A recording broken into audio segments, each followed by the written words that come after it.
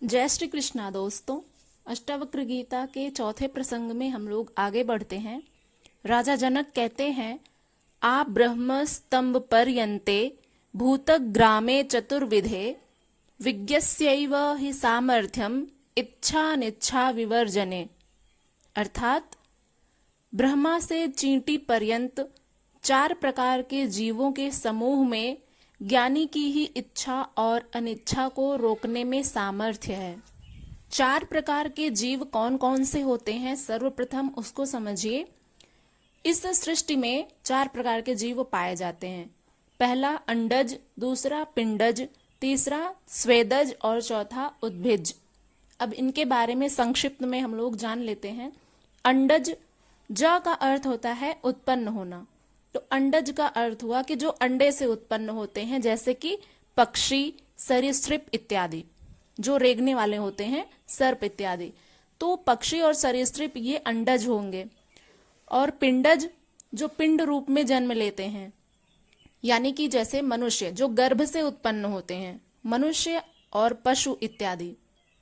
और स्वेदज, स्वेद का अर्थ होता है पसीना, तो जो पसीने से उत्पन्न जीव होते हैं, जैसे कि खटमल और झींगुर इत्यादि, तो वे स्वेदज के अंतर्गत आएंगे।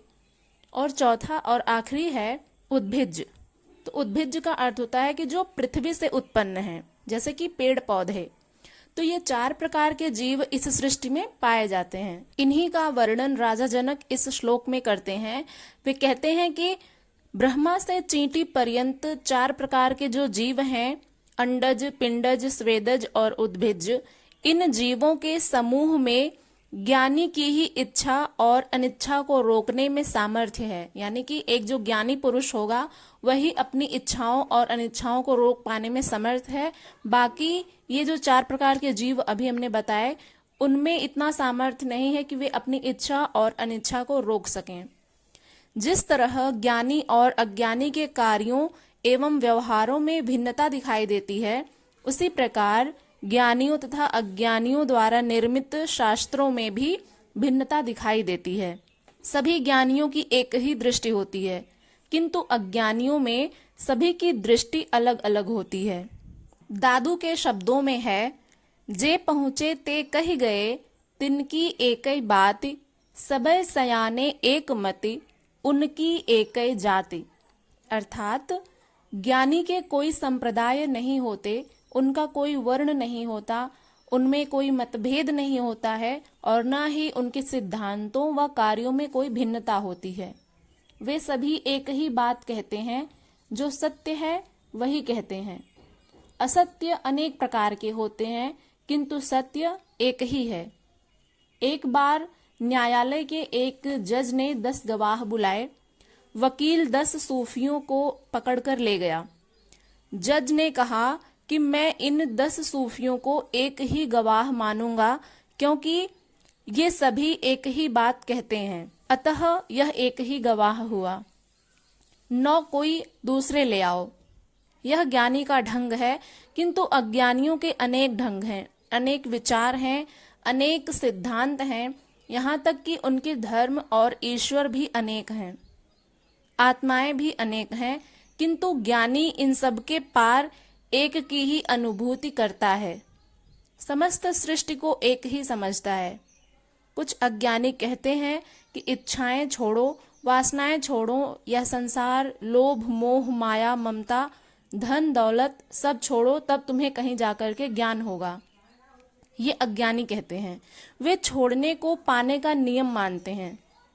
जबकि ज्ञानी जनक कहते हैं कि ब्रह्मा से लेकर चींटी पर्यंत 4 प्रकार के जीव समूहों में कोई भी अपनी इच्छा को और अनिच्छा को रोकने में समर्थ नहीं है।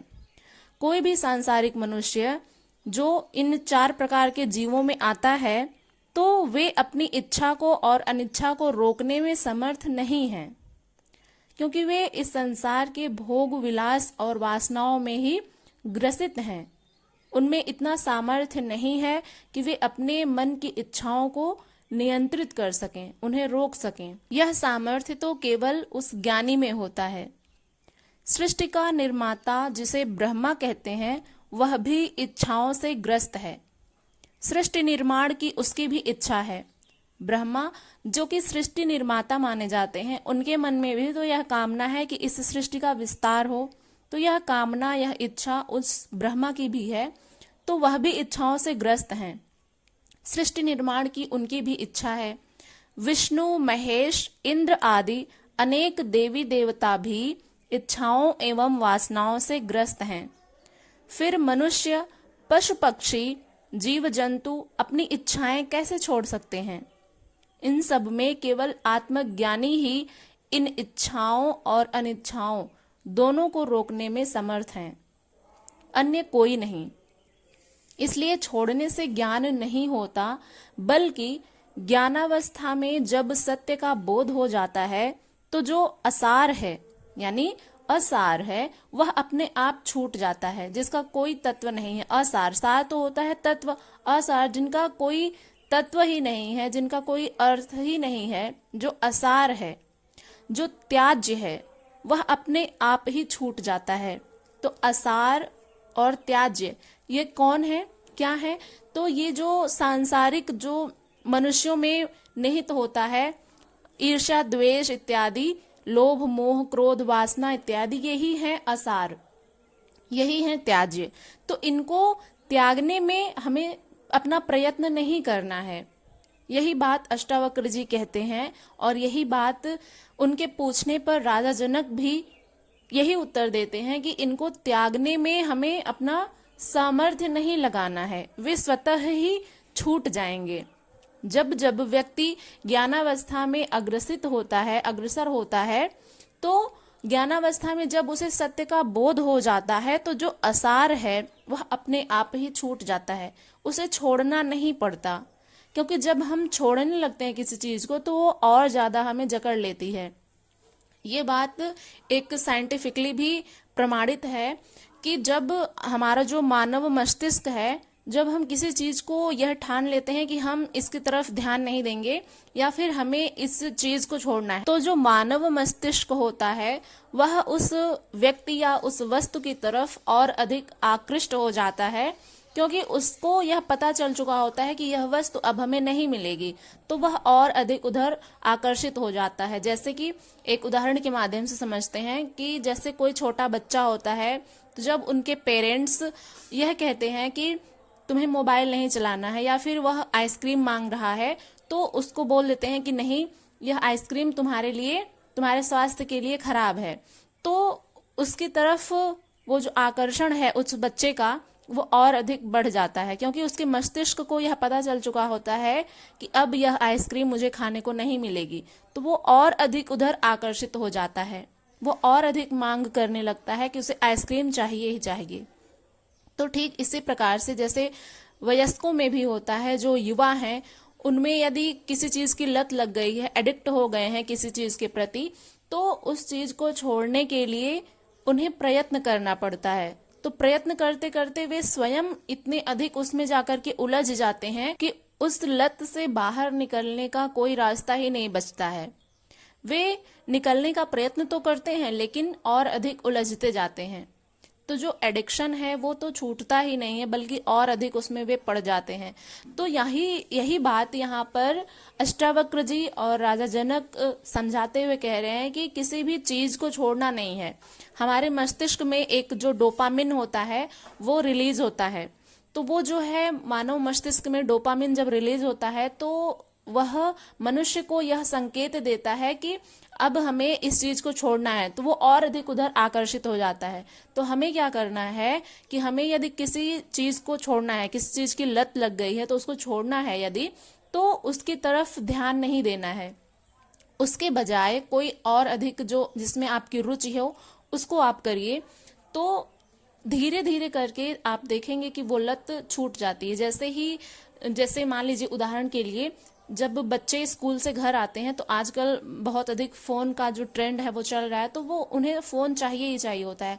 आजकल तो छोटे बच्चे जो हैं बिना फोन देखे खाना ही नहीं खाते हैं, तो उनको खाना खाते वक्त फोन चाहिए होता है, तो वे उसमें कार्टून इत्यादि देखते हैं और तब जाकर के खाना खाते हैं। तो ये भी एक लत है। तो इसको छोड़ने के लिए आप अपने बच्चे से उस कुछ ऐसा इंटरेस्टिंग आप उसे बता सकते हैं, या फिर उस खाने के दौरान आप उससे कुछ तरह की अच्छी बातें कर सकते हैं ताकि वो खाना खा सके और उसका जो फोन के प्रति जो लत है वो छूट जाएगी धीरे धीरे। तो यही बात वयस्कों में भी लागू होती है।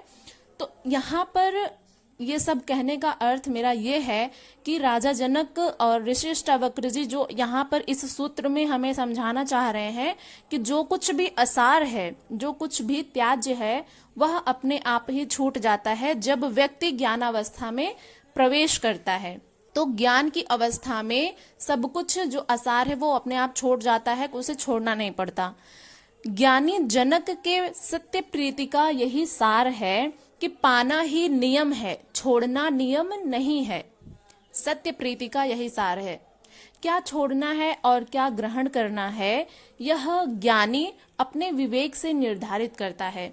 जब उसे आत्मज्ञान हो जाएगा तो उसे स्वतः ही पता चल जाएगा कि क्या त्याज्य है और क्या ग्रहण करने योग्य है।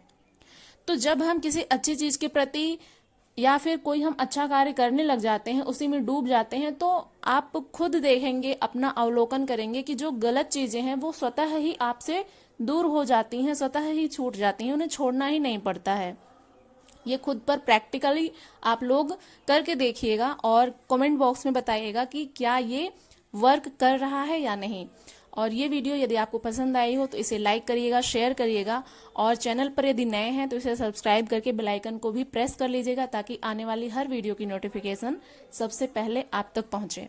मिलते हैं नेक्स्ट वीडियो के साथ, तब तक के लिए अपना ध्यान रखिएगा। हरे कृष्ण।